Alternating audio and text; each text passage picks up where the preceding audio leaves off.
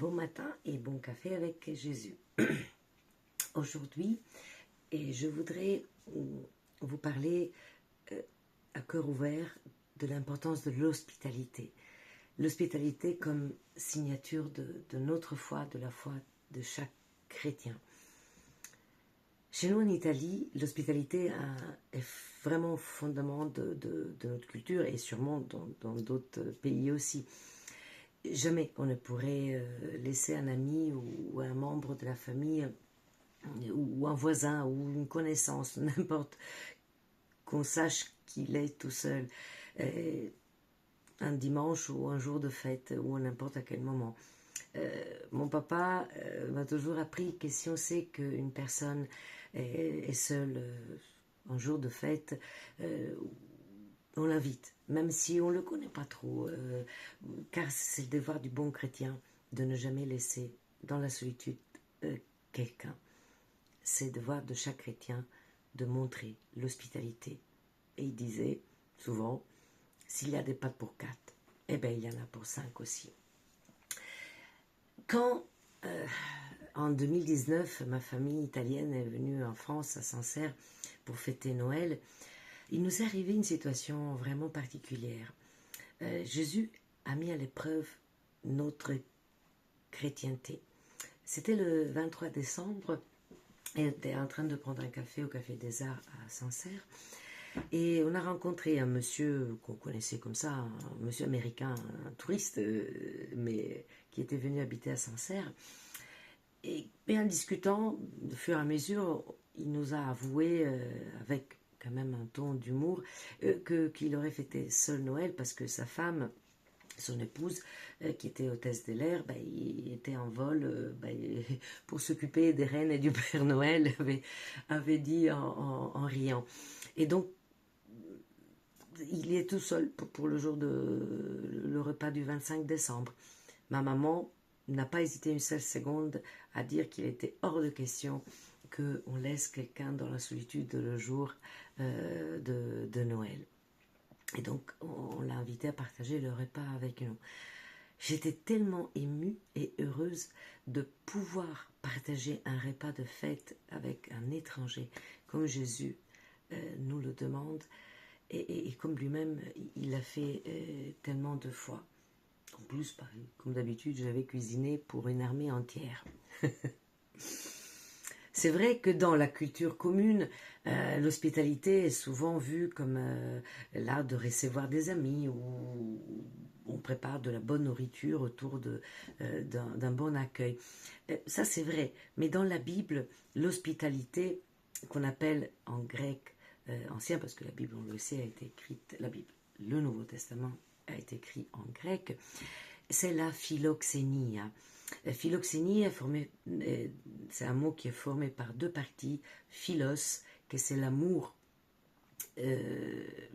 l'amitié, l'amour amitié, et xénos, c'est l'étranger. Donc la philoxénie dans la Bible, l'amour pour l'étranger, est bien plus qu'une simple courtoisie, qu'un moment d'accueil mondain.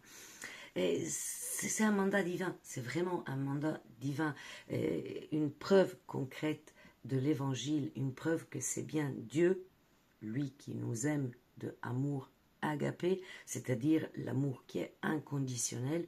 Donc c'est cet amour inconditionnel de Dieu qui doit rentrer dans nos cœurs pour que devienne un philos, un amour conditionnel, parce que c'est humain vis-à-vis des autres êtres humains. Malheureusement, dans nos jours, dans notre monde hyper sécurisé, souvent fermé, parfois hostile à l'étranger, nous sommes parfois tentés de vivre dans nos petites bulles sans trop mettre le nez dehors. Et parfois, on oublie que l'hospitalité a une discipline spirituelle essentielle parce qu'elle nous transforme de l'intérieur. Mais pourquoi c'est si important, c'est si fondamental pour le chrétien? Quand j'ai posé cette question dans mon cœur à Jésus, le Saint-Esprit m'a donné deux voies à suivre. L'hospitalité est importante parce que c'est le fondament théologique qui nous apprend Dieu dans la Bible. Et deuxième point, l'hospitalité est importante parce que elle nous change le cœur par la grâce de Dieu. Donc, si on examine le premier volet, le fondament théologique, Dieu est le plus grand hôte. On l'a vu dans les passages de Genèse, de 18, 4 à 8. On le voit dans Matthieu 25, 34 à 40. Mais on l'entend aussi dans les psaumes, par exemple le psaume 23 qui dit « Le Seigneur est notre hôte, il dresse une table devant nous ». Et on le retrouve aussi dans l'évangile de Jean 12, 1 à 3, le repas chez Lazare, Marthe et Marie, mais plein d'autres passages dans la Bible où Dieu nous montre que l'hospitalité a un fondament théologique. Si on divise encore ce point en 2 sous-points, le premier, c'est que ce fondament théologique est une obligation divine. Dans Romains 12, 13, Paul nous incite à exercer l'hospitalité. Il ne dit pas si vous avez le don de... Non, il dit exercer l'hospitalité. C'est vraiment un ordre. On le voit dans le livre des juges, on le voit dans Genèse, comme je viens de vous le citer. C'est à l'époque de Jésus, même avant, l'hospitalité était vraiment une question de survie globale, totale, non seulement spirituelle, mais aussi une survie vraie, sans que les gens l'exercent. Il aurait pu être des gens qui mouraient dans les rues. Donc, c'est vraiment fondamental que on tienne compte de cet ordre, de cette ordonnance divine. Dieu a été un grand hôte avec nous et nous lui devons de rendre vis-à-vis des autres l'hospitalité qu'il nous donne à chaque instant de notre vie et qu'il nous donnera dans la seconde vie, celle éternelle. Le deuxième point, donc, c'est de l'importance de l'hospitalité comme fondament théologique. C'est important parce que en accueillant un autre être, on accueille Jésus-Christ. Et cet accueil transforme notre cœur. Parce que ouvrir nos maisons aux autres, c'est qu'on identifie les autres en Jésus. Et le texte vraiment clé de ça, c'est le texte de Matthieu 25, 35 à 40. Et dans ce texte, on lit « Car j'ai eu faim et vous m'avez donné à manger. J'ai eu soif et vous m'avez donné à boire. J'étais étranger et vous m'avez accueilli. » Je vous dis en vérité, toutes les fois que vous faites ça, l'un des plus petits de mes frères, c'est à moi que vous le faites. Donc là, c'est vraiment le texte clé qui nous dit, quand on accueille quelqu'un, on accueille dans notre maison Jésus. Accueillir, nous montrer hospitalier nous fait grandir parce que quand on montre de la générosité, on a un grand accueil dans notre cœur. Et comme on peut le lire dans un texte, il est un des plus grands pasteurs du monde contemporain, John Piper, dans son livre Strategic Hospitality de 1985, lorsque nous pratiquons l'hospitalité, nous frissonnons de bonheur et en constatant que la puissance de Dieu triomphe de nos appréhensions, de notre mesquinerie et de toutes les lourdeurs psychologiques de notre égocentrisme. Aucun bonheur ne surpasse celui de connaître le pouvoir libérateur de l'hospitalité selon Dieu, qui fait de nous des gens nouveaux et radicalement différents, qui se délectent de refléter la gloire de sa grâce en l'offrant aux autres par toutes les formes d'hospitalité. Là, je fais une petite petite parenthèse, attention. Quand on ouvre la maison pour montrer le côté accueillant des chrétiens, ben, ça ne veut pas dire attaquer tout de suite tac, avec un sermon style Savonarola. Hein. C'est inviter pour accueillir l'étranger ou le païen ou notre voisin un petit peu bouillon. On va montrer notre cœur généreux parce qu'on a Jésus dans notre cœur, pas pour le happer et pour lui faire un sermon tout de suite. Et à ce propos, je voudrais raconter un petit épisode qu'une amie m'a avoué. Elle m'a dit que, donc cette amie s'appelle Audrey, quand elle venait d'aménager dans un nouveau quartier, elle s'était aperçue que ce nouveau quartier où elle avait aménagé, les voisins étaient tous un tout petit peu méfiants et ils étaient un tout petit peu réticents à socialiser trop. Sauf sa voisine de droite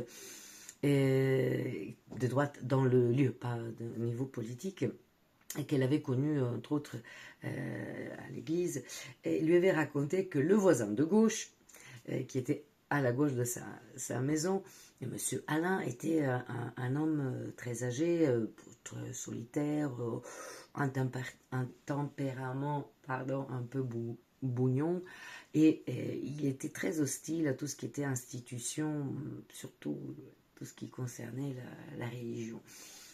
Et il était très réticent à qu'on lui parle d'église ou de Dieu de toute manière. Audrey m'a dit que elle ne voulait pas se laisser prendre par les mauvaises habitudes du quartier, et donc elle a décidé qu'elle aurait fait quelque chose selon l'inspiration de Dieu vis-à-vis de ce voisin, en se rappelant surtout le texte de Romains 12, 13 sur l'hospitalité.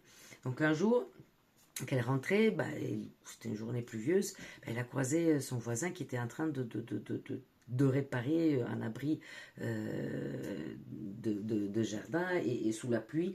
Et donc Audrey, elle a su que c'était le bon moment. Elle l'a interpellé en lui disant écoutez Alain, venez 5-10 minutes maximum prendre un café chaud, vous travaillez dur, ce serait bien que vous puissiez vous reposer un tout petit peu, je fais même des biscuits à la cannelle. Alain, avec son petit caractère, il a tout de suite dit oh non, je peux pas. Et Audrey ne s'est pas laissée aller, s'est pas découragée, il lui a dit mais non Alain, 10 minutes ça va vous faire du bien, je vous le promets, que 10 minutes, ça va pas être plus. Et contre toute attente, Alain accepta. Et à l'appelant de ce café dans la maison de Audrey. Audrey ne lui a pas parlé du tout. Elle ne voulait pas le convertir. Elle voulait juste lui montrer la générosité de son cœur. Elle l'a écouté pendant 10 minutes. Et puis, il est revenu. Et puis, il s'est senti plus en sécurité. Et puis, parfois, il y avait le mari d'Audrey. Donc, ils ont pu partager des choses de réparation entre hommes. Et c'est la chaleur de cette maison. C'est la bonté du cœur d'Audrey, de son mari. C'est la sérénité qui règne dans la maison d'Audrey. Cette sérénité chrétienne qui a fait que Alain s'est senti à l'aise. Et Alain a pu y retourner. Et si, un peu de temps après, a pu se convertir, c'est parce que cette générosité a continué. Quand il est tombé malade, Audrey et son mari sont allés le voir à l'hôpital. Ils l'ont aidé quand il est revenu à la maison. Et un jour, Jésus a touché son cœur. Et ce jour-là, il lui a dit « Pourquoi vous faites ça pour moi? Je sais que vous êtes croyant. Est-ce que c'est ça, être chrétien ?» Et sur ces mots, c'est là que Audrey et son mari ont pu lui porter la vérité, lui porter la parole et l'aider à comprendre qu'être chrétien, ça veut dire en premier être hospitalier, être généreux vis-à-vis des autres. Donc, c'est pas un beau sermon à l'église, hein, quoique c'est important, un beau sermon à l'église, mais c'est ce geste d'hospitalité, c'est ce café, sûrement italien, qui a pu convertir Alain. Il a vu la sincérité du cœur des croyants. Il a pu se rendre compte que être croyant, ça veut dire être généreux et ouvert aux autres. De toute manière, là je vois qu'il y a plein de questions qui sont dans vos esprits. Je les entends, cette question, je les ai eues moi aussi, mais c'est qui qu'on va inviter et comment faire et si j'invite quelqu'un que je ne connais pas, puis qui revient pour me voler, waouh, j'ai eu les mêmes questions moi aussi. Et puis je demandais à Jésus de m'éclairer. Et bien je peux vous dire que Jésus il m'a répondu en me disant, c'est que des excuses, des balivernes, hein. Laisse tomber, s'il y a des problèmes, je m'en occupe. Toi, tu fais les choses de ton cœur. Tu ouvres ta porte, tu ouvres ton cœur aux gens qui en ont besoin. Et tout se passera bien. Et tout sera comme il faut. La dernière partie, c'est celle de l'hospitalité du cœur. C'est le fondement théologique de Dieu et l'hospitalité du cœur. Parce que l'hospitalité du cœur, c'est l'hospitalité, celle qu'on voit moins, parce que elle est plus intime. Vous ouvrez votre maison, voilà, il y a des gens qui viennent chez vous, mais l'hospitalité du cœur, c'est celle qui nous permet d'ouvrir notre cœur pour écouter ceux qui ont besoin, de partager notre temps avec ceux qui ont besoin d'être écoutés. Et l'hospitalité du cœur aussi, c'est la générosité, de ne pas juger quand les gens viennent vers nous.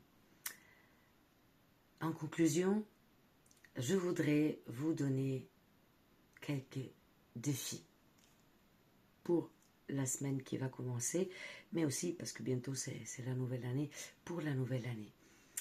Des défis, vous choisissez lesquels faire, hein. J'oblige personne et je demande compte à personne, c'est là-haut qu'on vous demandera compte. Moi, c'est la dernière vraiment qui va demander compte de quelque chose. Je vous lance un défi. Pour la semaine prochaine, pour l'année prochaine, quand vous voulez, combien vous en voulez. Qui, parmi les plus petits, vous pourrez inviter chez vous, où vous pourrez ouvrir votre cœur. Deuxième, quel étranger ou nouvelle personne pourrez-vous inviter dans votre foyer? Et troisième, comment pouvez-vous faire de votre foyer un appendice, une partie indépendante de l'Église, afin de montrer aux gens que dans la maison de Dieu, le cœur des gens est honnête et accueillant. Donc, je voudrais laisser également une petite réflexion et pour pas vous laisser dans les défis. Et je voudrais vous demander de pouvoir réfléchir à combien de personnes dans votre entourage sont seules et à combien de personnes vous pouvez ouvrir la porte de votre foyer ou de votre cœur, parce que parfois il suffit un petit coup de fil, parfois il suffit un petit partage d'un message, envoyer une petite vidéo réconfortante aux personnes que vous savez qu'elles sont seules. Et sur ça, je vous prie d'agréer tout mon accueil et à la prochaine.